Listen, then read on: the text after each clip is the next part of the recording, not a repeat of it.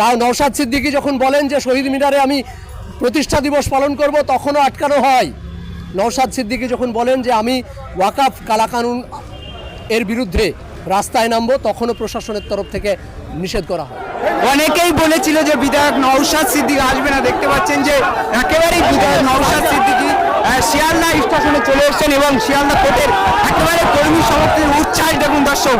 যারা বলেছিল যে বিধায়ক নওশাদ সিদ্দিকী আসবেন না, তিনি কিন্তু একেবারে শিয়ালদায় চলে এসেছেন। দেখুন দর্শক, আপনাদেরকে সেই ছবি দেখুন, একেবারেই ভাঙড়ে লক্ষ লক্ষ মানুষ ইতিমধ্যে অভিযোগ আটকে দিয়েছে, তারপরেও এখানে দেখুন দর্শক কত মানুষ। অবশেষে নওশাদ চলে এসেছে, দেখতে পাচ্ছেন দর্শক প্রচুর মানুষের ভিড়।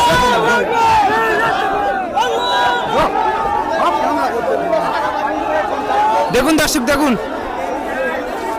একেবারেই একদম বিধায়ক নওশাদ সিদ্দিকী চলে এসেছেন।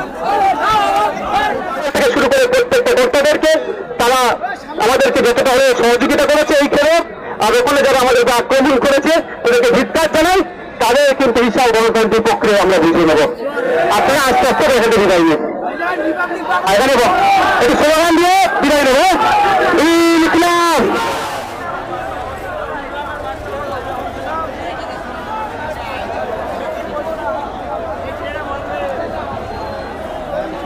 যারা ভাঙড় থেকে আসছিল বা সন্দেশখালী, বাসন্তী, ধামাখালী থেকে, তাদেরকে আটকে দেওয়া হয়েছে ভোজেরহাটে, এবং প্রশাসনের তরফ থেকে বলা হচ্ছিল যে এই সভাটাকে বাতিল করা হয়েছে, আপনারা বাড়ি ফিরে যান। এবং ওই বাসন্তী ওই হাইওয়ে হাজার হাজার মোটর সাইকেল, বাস, বিভিন্ন যানবাহন চলে, লক্ষ লক্ষ মানুষের যাওয়া আসা কার্যত স্তব্ধ হয়ে গেল প্রশাসনের ভুলের জন্য। একদম প্রশাসনের ভুল। কালকে আমাদেরকে প্রশাসন লালবাজার সূত্রে মেল করা হয়েছে যে আমাদের প্রোগ্রাম ক্যান্সেল, কিন্তু এই কয়েকদিন আগে আপনারা দেখেছেন এই মাঠেই একটা অরাজনৈতিক সংগঠনের নামে রাজ্যের একজন মন্ত্রী তিনি সভা করে গেলেন এবং তার র্যালিতে অপ্রীতিকর ঘটনা ঘটলো। তার দায়িত্ব মন্ত্রী নিলেন না, এই রাজনৈতিক উস্কানিটা তিনি এই মঞ্চ থেকে দিয়ে গেলেন।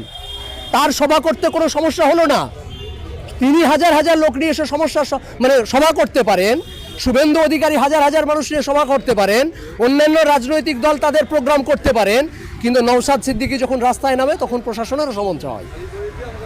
রাও নওশাদ সিদ্দিকী যখন বলেন যে শহীদ মিনারে আমি প্রতিষ্ঠা দিবস পালন করব, তখনও আটকানো হয়।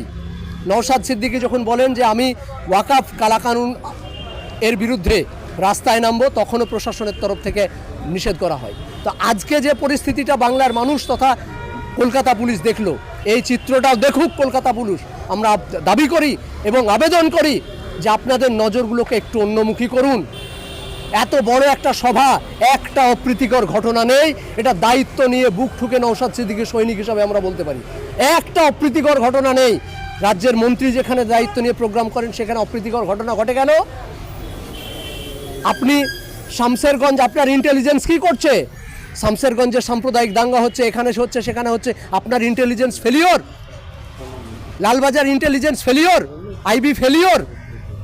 বিভিন্ন জায়গায় বাসন্তী হাইওয়ে যাদের আটকে দিয়েছে, বহু মানুষ আসতে পারেনি, ভাঙড়, সন্দেশখালী, ধামাখালী, যাদের উদ্দেশ্যে কি বলবেন?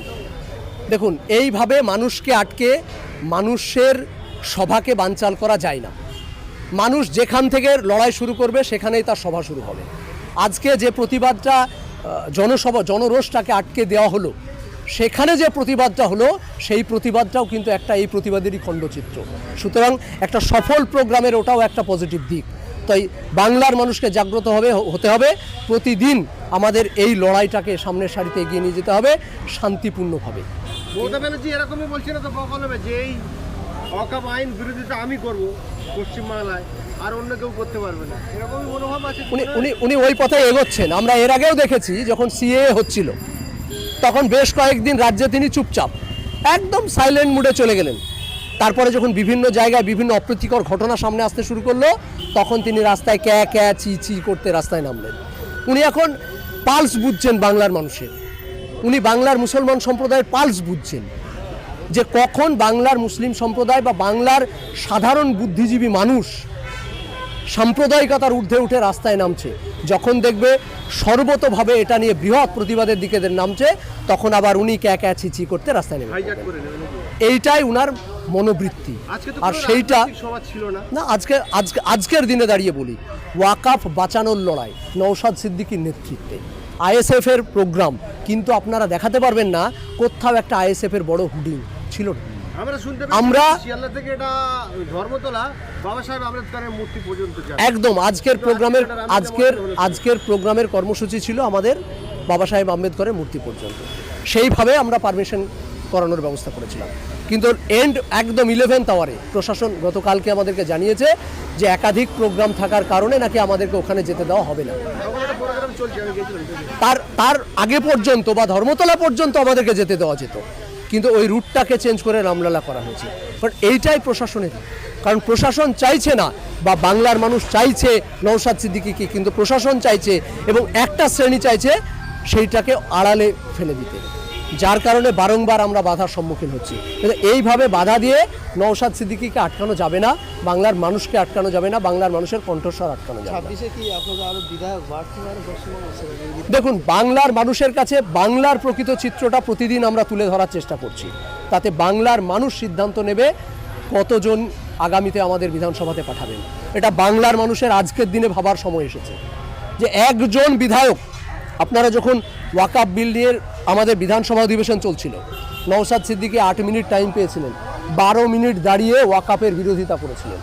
আজকে যিনি এই সভামঞ্চে প্রোগ্রাম করে গেলেন কয়েকদিন আগে, তাকে 2 মিনিট সময়ও আমরা বলতে শুনিনি বিধানসভার মধ্যে দাঁড়িয়ে যে ওয়াকাফ বিলের বিরুদ্ধে।